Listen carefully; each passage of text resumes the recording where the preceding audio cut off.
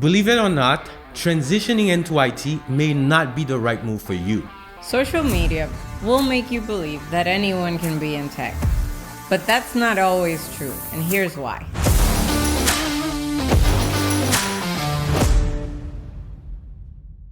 Let's talk about that, Paloma, because a lot of people, they hear, especially nowadays, I'm tired with what I'm doing, or I'm not making enough money. Getting into IT is the easiest and the best thing to do. But I don't think, actually, I'm sure it's not for everyone. Yeah, some people even will think like, oh, you're smart, you should be able to get into IT. It's not even about your smarts neither. Sometimes it's the first thing is about your personality. Sometimes it doesn't match your personality, because a lot of people don't even realize, yeah, you're going to make a lot of money, but you're going to be spending a lot of time alone. Yeah. In front of a computer. Because in this era we are right now, the chances of you having a remote job where you never or you rarely see your coworkers is high. Yeah. So you are It can be very lonely. It is a lonely job. So you have to understand if it matches their personality. Yeah. Because also, not only it's a lonely job, you're going to be spending a lot of time talking to that computer, not to people. Yes. Unless you are in a meeting, you're going to be talking to that computer. And you're going to be spending a lot of time learning new things because you're constantly learning. Yeah. So you're learning with your computer. You're figuring out how to implement with your computer. Mm-hmm. Then you're actually building things on your computer. So yeah, you can feel isolated. And in this format, not only you feel isolated, but this format is going to require you to understand how to socialize differently. Yeah. Because a lot of people rely on their job, on the networking happening in their job to actually thrive socially. Now you're going to have to find friends outside of work. You're going to have to go and meetups.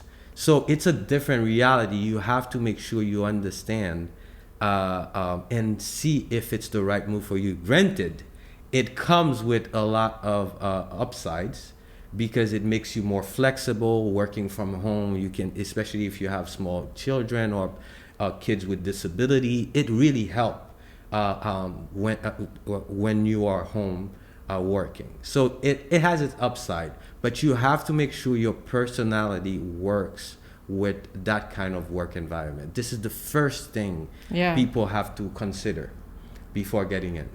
Also, you have to understand if you have it in you. Like, do you find any passion in it?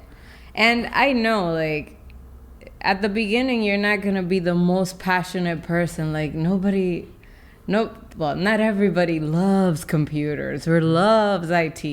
It's something very abstract to love, right? Mm-hmm. But can you get into it? Yeah. Have you been a person that shows ease at acquiring skills? Or are you a person that needs to call for help to set up a printer? Yeah, because I want to make sure it's clear, though. When we're talking about passion is something that you build. Yeah. Passion is acquired. Passion is a positive and upward loop. Yep. Basically, the more you get into it, the more you get passionate about it. But you need to come with a minimum of interest. Definitely. Because interest... It has to start somewhere. There has to be a seed. Exactly. Interest and passion is different. You need to bring the interest. The passion is going to come with contributing, with being in the community, with learning it, with being better at it, with betting. Another thing that generates passion is when you're making a lot of money.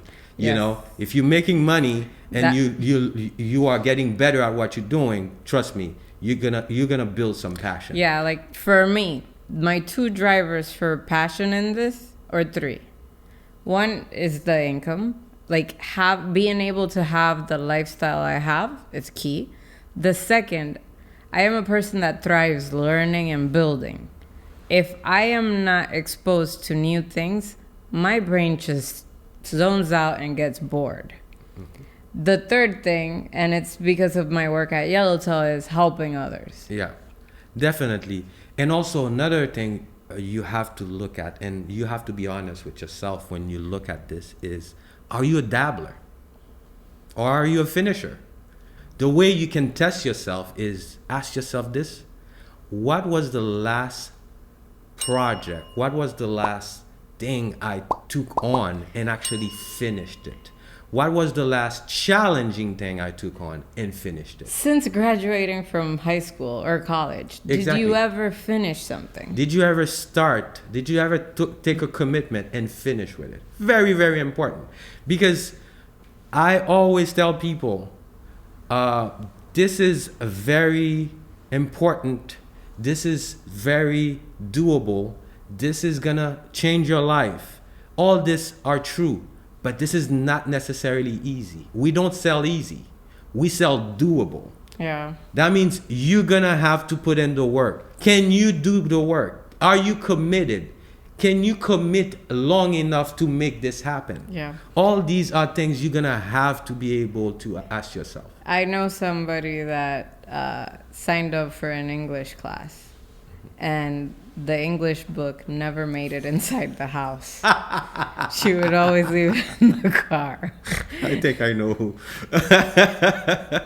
Yeah, you know, there is a minimum of commitment. If you were that person, you need to either step it up and say, I am going to commit to this in a different way, or you need to tell yourself, maybe that goal is too big, like a 9 month Too ambitious. Too ambitious. A 6 month training is going to be too much for me. Yeah. I need something that I can learn faster, that's more manageable. Yeah, definitely. And also, are you coachable? Oh, yeah. And I mean it, because some people say they are coachable until it's time to actually get specific coaching, until it's time to challenge them, and they start pushing back. Especially not only during the training, because what I tell people is the training part, the getting ready for the certification part, it's very choreographed. Meaning you go, you learn this, you know this, you learn this. It's a roadmap. Yeah, it's a roadmap. Where you need the coaching is when you start getting ready for the job. You're getting ready to go to the marketplace. You need a lot of coaching. You need a lot of feedback. You need to be able to, you need to be the kind of person, when you get those feedback, you actually take your time and put them into action. Oh my God. I can think of so many examples. We've had students that have multiple LinkedIn identities. Dude, do you think you're going to find a job when the people that are checking you out for a job you look shady? Can see that you have 3 different profiles in 3 different fields? That is shady. So that shows that you're not coachable, because you won't put the other one down. If I tell you, you look completely shady to the marketplace if you have 3 profiles on LinkedIn and you still don't take down the 2, but you still paid me, you still took the training, you still took the certification, you're not coachable. Or when it matters. Yeah, or you are currently a real estate agent and you're still posting about real estate in the profile that you're looking for a Linux job. That's going to be a difficult sale. Exactly. Or how about when they want to do their job search the way they feel like doing it? Well, that's the scenario we see a lot. We tell them the program is 6 months, you're going to have an internship, then you're going to get career coaching. But they want to put their resume up by month 2 of training. That's not even the worst. That you're setting yourself up for failure. That's not even the worst part. You tell them, hey, this is how the cadence, we've done this enough to know here's the cadence that works. You have to apply to at least 10 jobs a day. And by applying, it's not quick apply. You have to go into every a job portal description, understand it, see if it's relevant, follow up or try to connect with the recruiter who's on that who's in that company. There's a process to it, but they want to keep going. They want to keep quick applying, and hoping that the job is going to happen. This is specific coaching I gave you around how you apply for jobs. You have to. If you don't listen to that kind of coaching, it's going to make it more difficult to get to the point you want to get. So before you get into this endeavor, you have to understand if you are coachable. Yeah, and even before that, at the stage where you're a student, especially people that have been exposed to IT concepts before, are you willing to learn in a new way? Because there's many ways to skin a cat. Like if, let's say you've worked with Linux before, there may be different ways to add users. Are you willing to learn this method that we're teaching you? Because we chose it for a reason. Yeah. You know who... You may have seen one in a different training you took before in a different environment, but this is a new method. And in IT in general, things evolve over time.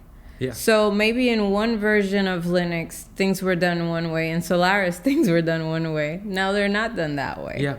And another thing I see, but it's mostly with people with a little bit of IT background who are trying to level up, is that they question every single part of the process.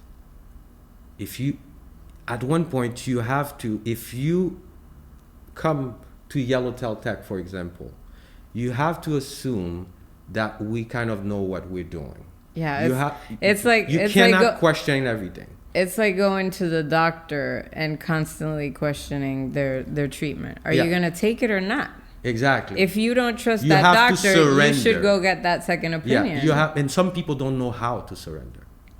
You see? Because they're going to show up and tell you, well, you taught us this, but I went on YouTube and it said, yeah, YouTube is right too, but we have that process for a reason.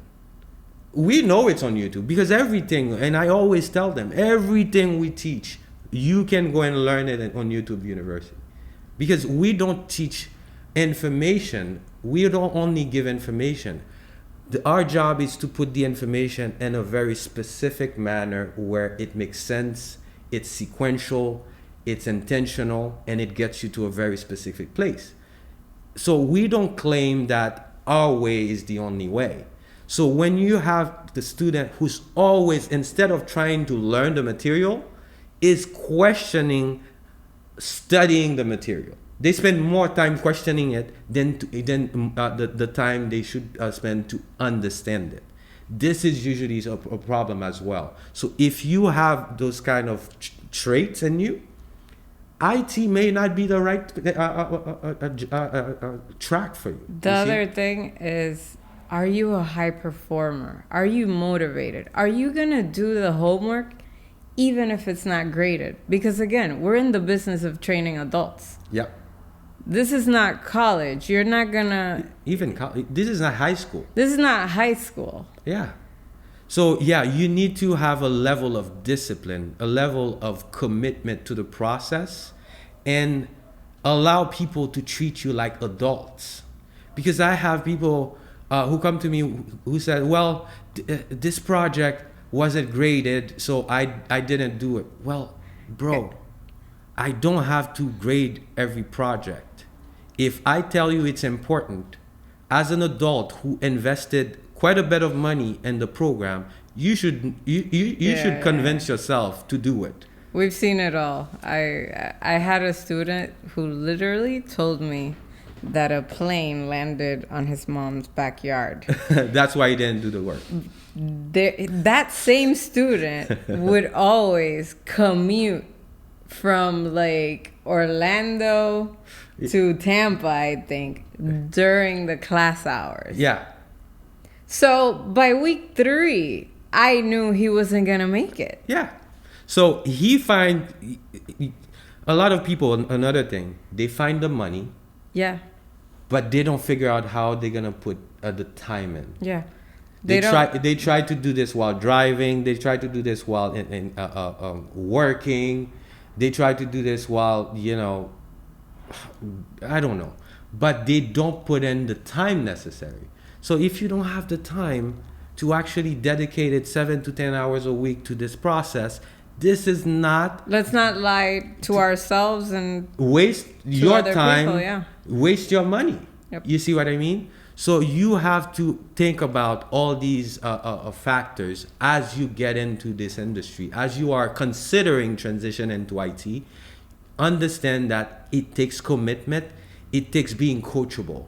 If you have those kind of traits, yes, definitely jump in. If not, there are many other ways where you can transition away from what you're doing right now and make more money and not be in IT.